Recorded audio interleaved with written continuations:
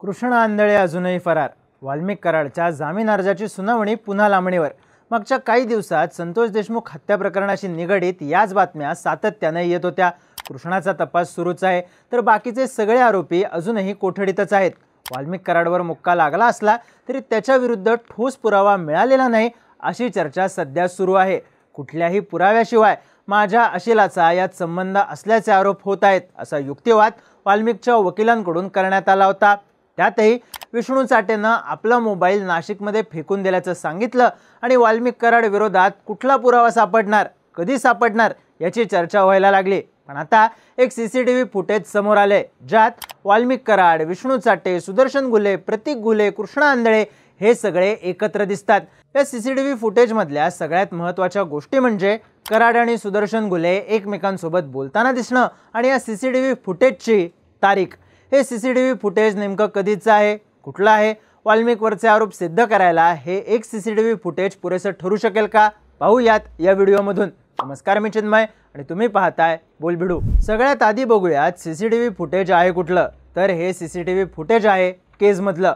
अजित पवारांच्या राष्ट्रवादीचा माजी तालुकाध्यक्ष आणि वाल्मिक कराडचा मावस भाऊ विष्णू चाटेच्या ऑफिसच्या बाहेरचं, ऑफिसच्या शेजारी असलेल्या हॉटेलच्या सीसीटीव्ही मध्ये हे फुटेज रेकॉर्ड झालंय. पण या सीसीटीव्ही फुटेज मध्ये काय दिसतं, तर 11:25 वाल्मिक कराड विष्णू चाटेच्या ऑफिसच्या दिशेने येतो. तो ऑफिसमध्ये जात असताना त्याच्या मागे विष्णू चाटे, सुदर्शन गुले, प्रतीक गुले आणि कृष्ण आंधळे सुद्धा दिसतात. त्यानंतर याच सीसीटीव्ही फुटेजमध्ये पोलीस उपनिरीक्षक राजेश पाटील सुद्धा दिसले आहेत, ज्यांच्यावर संतोष देशमुख हत्या आणि खंडणी प्रकरणात गुन्हे दाखल आहेत. त्यातले काही आरोपी सोडले तर सगळेजण या सीसीटीव्ही फुटेजमध्ये दिसतात. सगळेजण ऑफिसमध्ये जाताना दिसतात. त्यानंतर 11:39 हे सगळे ऑफिसमधून बाहेर येताना सुद्धा दिसतात. पण फक्त सगळेजण एकत्र दिसले, ऑफिसमध्ये जाताना दिसले म्हणून हे सीसीटीव्ही फुटेज महत्त्वाचं ठरतं का, तर नाही. हे सीसीटीव्ही फुटेज महत्त्वाचं ठरतं कारण या फुटेजची तारीख 29 नोव्हेंबर. संतोष देशमुख आणि सुदर्शन गुले यांच्यात पहिल्यांदा वाद झाला 6 डिसेंबरला. हा वाद झाला अवादा कंपनीच्या आवारात. सुदर्शन, प्रतीक गुले आणि त्यांचे सहकारी इथं आले कशामुळे होते, तर खंडणीच्या मागणीसाठी. याच वेळी संतोष देशमुख आणि गुलेमध्ये वाद झाला. प्रतीक गुलेला मारहाण झाली. त्या दिवशी प्रतीकचा वाढदिवस असल्यानं त्याच्या डोक्यात राग भरला आणि यातूनच 9 डिसेंबरला संतोष देशमुख यांची हत्या झाली. पण या सगळ्यात 29 नोव्हेंबरचा काय संबंध, तर इथं चर्चेत येते एक FIR सुनील शिंदे यांनी नोंदवलेली. अवादा कंपनीचे अधिकारी सुनील शिंदे यांनी दिलेल्या या FIR मध्ये नमूद करण्यात आले की दिनांक 29 नोव्हेंबर 2024 रोजी 10 वाजण्याच्या सुमारास मी मस्साजोग इथल्या अवादा एनर्जी प्रकल्पाच्या कार्यालयात हजर असताना माझ्या मोबाईलवर विष्णू चाटे यांचा फोन आला.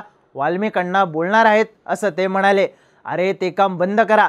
ज्या परिस्थितीमध्ये सुदर्शननं सांगितलं आहे त्या परिस्थितीत काम बंद करा, अन्यथा त्याचे परिणाम गंभीर होतील. काम चालू केले तर याद राखा, असं म्हणून प्रकल्पाचे काम बंद करण्याबाबत धमकी दिली. मी आणि शिवाजी थोपटे असे कार्यालयात हजर असताना दुपारी 2:30 वाजण्याच्या सुमारास सुदर्शन गुले राहणारा टाकळी हा आमच्या मस्साजोग इथल्या प्रकल्पाच्या ठिकाणी आला आणि त्यांनी पुन्हा काम बंद करा, अन्यथा जी मागणी यापूर्वी केलेली आहे त्याची पूर्तता करा असं म्हणून केजमध्ये चालू असलेल्या इतर ठिकाणाचं अवादा कंपनीचं सर्व काम बंद करा, अन्यथा तुमचे हातपाय तोडून तुमची कायमची वाट लावून टाकेल असं म्हणून धमकी दिली होती, असं नमूद करण्यात आलं होतं. म्हणजे ज्या दिवशी अवादा कंपनीच्या अधिकाऱ्यांना खंडणीसाठी धमकी आली त्याच दिवशी विष्णू चाटे, वाल्मिक कराड आणि सुदर्शन गुले एकत्र होते.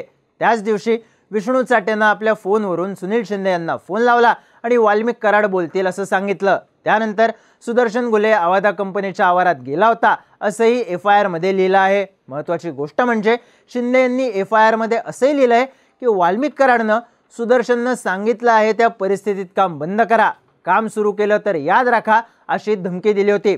कराडच्या या धमकीनंतरच सुदर्शन अवादा कंपनीत गेला होता. साहजिकच ही गोष्ट वाल्मिकचा खंडणी प्रकरणात सहभाग असल्याचा भक्कम पुरावा म्हणून पुढे येऊ शकते. त्यात वाल्मिक, सुदर्शन आणि विष्णू चाटे एकत्र दिसत असल्याचं दृश्यही वाल्मिक कराडच्या अडचणी वाढवू शकतं. पण वाल्मिक कराडचा संतोष देशमुख हत्या प्रकरणात संबंध आहे का, हे यावरून स्पष्ट करता येईल का, हा प्रश्न सुद्धा महत्त्वाचा आहे.